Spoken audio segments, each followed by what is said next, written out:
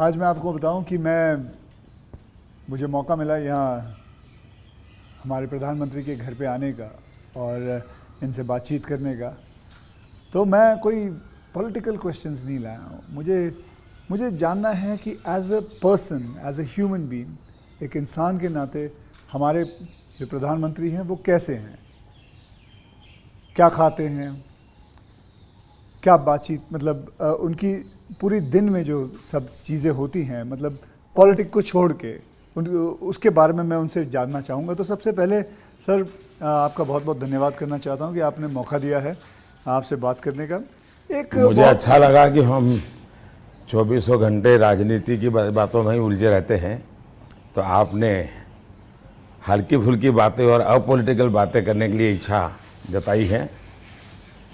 मैं नहीं जानता हूँ दर्शकों को कितनी रुचि होगी, लेकिन ज़रूर मैं खुल कर के बातें बताना पसंद करूँगा। नहीं, बहुत लोग बहुत कुछ जानना चाहेंगे आपके बारे में, क्योंकि आपके पर्सनल मतलब जो लाइफ होती है, कि जैसे कि मैं आपको बताऊं, मेरा ड्राइवर है, उसकी बेटी, उसने मैं उसको पूछ रहा था कि बेटे तो अगर नरेंद्र मोदी जी को, हमारे प्रधानमंत्री को कोई क्वेश्चन पूछना चाहेगी तो क्या पूछना चाहेगी।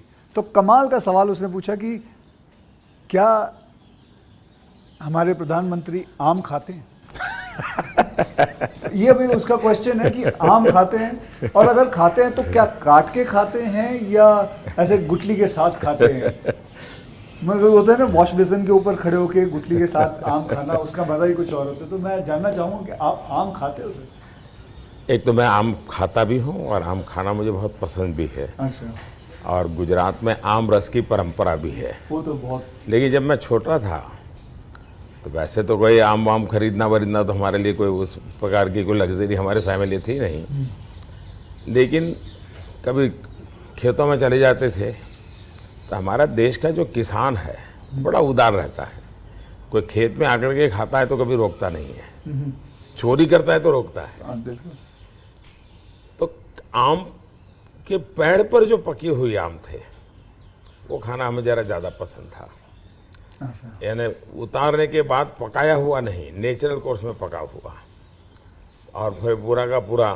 अच्छा, तब तो ये हाइजीनिक की कोई समझ भी नहीं थी कि धोना चाहिए, टिकना करना, कुछ नहीं समझते थे, ऐसा ही अपना कर लेते थे।